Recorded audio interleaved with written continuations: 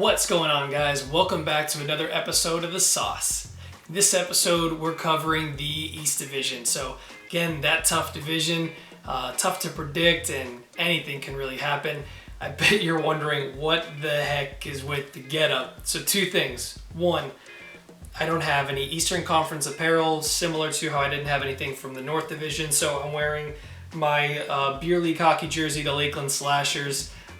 It's orange and black, Flyers colors, so hey, kind of works. And then for the hat, well, the New York Rangers had a playoff tradition where they had the Broadway cap, and the MVP of the game, or most valuable player, would get the Broadway hat for being the most valuable player. So that's where I'm wearing these. I don't know, couldn't really think of anything else. Let's get saucing. All right, so if you remember, number one, I had the Philadelphia Flyers. So Philadelphia Flyers are a solid team. They didn't have the best playoffs last year. They almost got eliminated by the Montreal Canadiens, who were the number 12 seed, who did beat Pittsburgh and then had a chance to beat Philadelphia. They pushed them to Game 6, but Philadelphia took care of them, and then Philadelphia loses to New York Islanders. They need to get their scoring going. Guys like James Van Riemsdyk and Kevin Hayes need to live up to those contracts that they signed, and those are two of the key guys that they need to produce in order for the Flyers to do better this year. But it's not just the offense. On defense, guys like Shane Gostisbehere, who has, like his meme name is, he's been a ghost and just has not been good on the blue line. So those three guys in particular are ones that I think need to get their stuff together and perform better and help this Flyers team out, because they're a solid team from top to bottom. They have a great coach in Elaine Vigneault, and their goaltending tandem in Brian Elliott backing up Cata Hat, who a lot of people are saying is going to be one of the contenders for the Vezina Trophy for years to come. You know, they've said that he's the next Carey Price, so there's a lot of pressure on this young kid, and Cata Hat is definitely the real deal, but he definitely struggles when he's away from the Flyers arena. So again, I have him at number one, but not without its concerns. Moving on. All right, so next I have the New York Islanders coming in at number two. So the New York Islanders just are coming off of a great Eastern Conference final appearance against the Tampa Bay Lightning. And minus that rough game one that they had, every game that they played against Tampa was solid, highly contested, similar to the Columbus Blue Jackets. They beat you to the corners, they get in your face, they're a tough team, as I've said before in other videos. They have some high-octane skill, but they are more of that stout defensive team, which is the style that their coach, Barry Trotz, likes to play. He implemented that in Washington. He won a cup with them in 2018, and he's carried that over to the New York Islanders, who had one of the better goals against average and save percentage numbers in the league last year. So not a lot of changes to talk about, but the New York Islanders, solid team, locked in at number two. At number three, as I just mentioned, 2018 Stanley Cup champs, the Washington Capitals. So the Washington Capitals had a new coach in the offseason with Peter Laviolette. Peter Laviolette won a Stanley Cup with the Hurricanes. He coached the Flyers to a Stanley Cup appearance against Chicago in, I think, 2010. And then he was the coach for the Nashville Predators for quite some time, led them to a Stanley Cup, didn't win it there, but now brings that veteran coaching presence, plays a similar defensive style to Barry Trotz, but he brings that to the Washington Capitals. So one of the bigger losses for the Washington Capitals was losing goaltender Braden Holtby to Vancouver. Now, not a huge loss. He was on the decline. Again, he did win a Stanley Cup with them in 2018, but Samsonov, their current young goaltender, has been fantastic. A lot of these Russian goaltenders are amazing, so hopefully he can build off of the success that he had towards the end of last year and continue that into this year for the Washington Capitals. I don't see them missing out on the playoffs this year. Again, this Eastern Conference is the toughest to predict. I really don't think my rankings are going to look anything like they do now at the end of this season. So we'll see, but Washington Capitals, I think, should be a lock for the playoffs this year. All right, and my dark horse pick, the one that keeps the Boston Bruins and Pittsburgh Penguins out of the playoffs, the New York Rangers. So the New York Rangers also have a young Russian goaltender in Igor Shesterkin, and they all, boy, that would have been really difficult to say. I can't believe I got that on the first try. Anyway, They have Igor Shesterkin. They also have Alexander Georgiev. See, I knew I was going to mess up one. And so that's the goaltending tandem the Rangers are coming in with.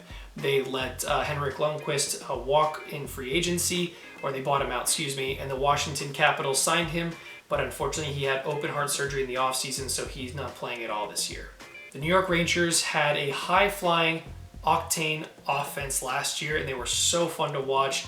Unfortunately got swept by the Carolina Hurricanes in the first round of last year's playoffs, or not first round, the play-in round of last year's playoffs. But, I mean, nonetheless, you have a lot of young guys like Adam Fox on the blue line who wouldn't sign in Carolina and is now playing in New York. And he's looking good on their blue line. You have guys like the Breadman, Artemi Panarin, who always lights the lamp, Mika Zibanejad. You have Capo Caco, who was the rookie, their first overall pick 2 years ago. I'm sorry, second overall pick 2 years ago. Their first overall pick this past season, and Alexis Lafreniere is playing on the team this year. I mean, there's so much to like about this Rangers team, and it's hard for me to not make them the upset of this Eastern Division.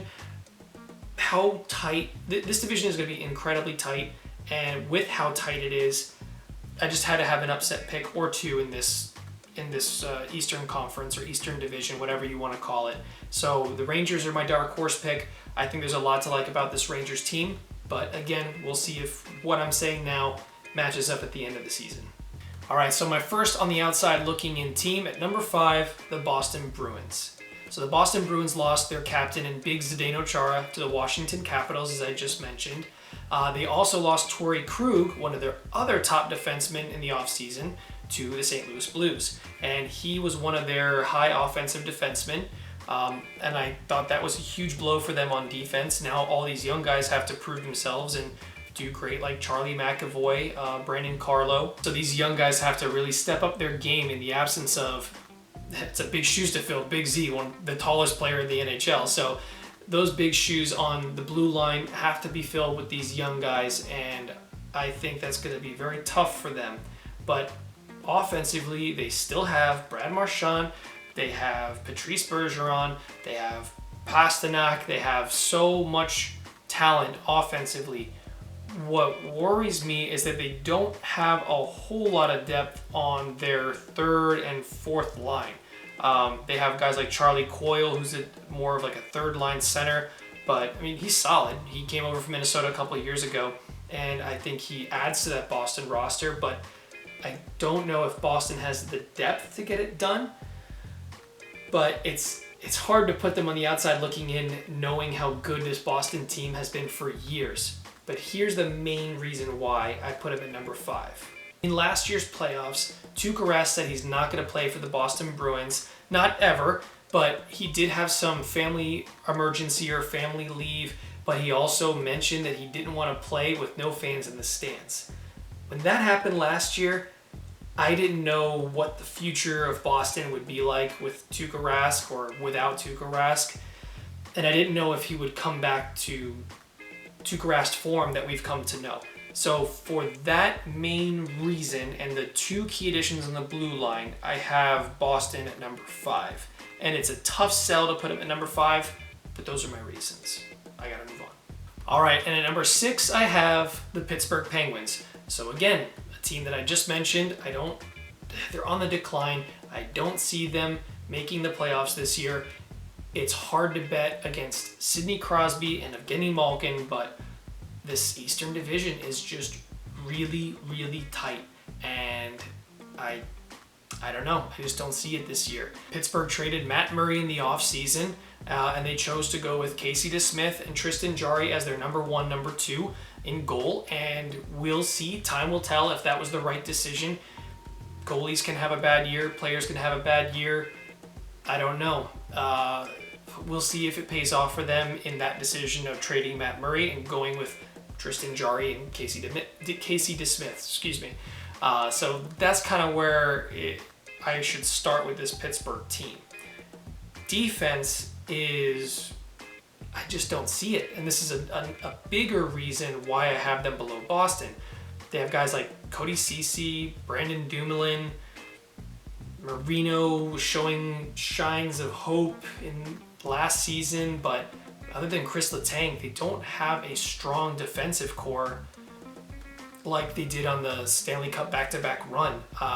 Other than Chris Letang, I really don't see a lot of hope from this Penguins defensive roster or their blue line.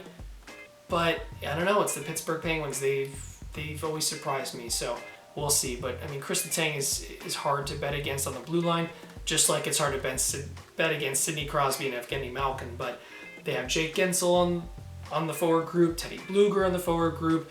They have decent players in this lineup. But again, I feel like Pittsburgh, they've won their back-to-back cups. They've been a contending team for years now. It happens with all franchises. I think they're going to hit a little bit of a decline here. But the future does look bright for Pittsburgh. I just don't see them making the playoffs this year. So coming in at number 7, I have the Buffalo Sabres. So, man, they're trying to keep Jack Eichel, and they land in this incredibly tough division. And as I've mentioned before, with all these other teams, I just don't see room. If I can't see room for Boston, a proven contending team that was in the Stanley Cup final a few years ago, there's no way I'm making room for Boston in this. And I would like nothing more than to see them succeed. But, I mean, especially they added Taylor Hall to help out Jack Eichel, and then Jeff Skinner needs to get it going because he signed a $9 million year, scored 40 goals one year, and now he's completely disappeared off the face of the earth. I don't know.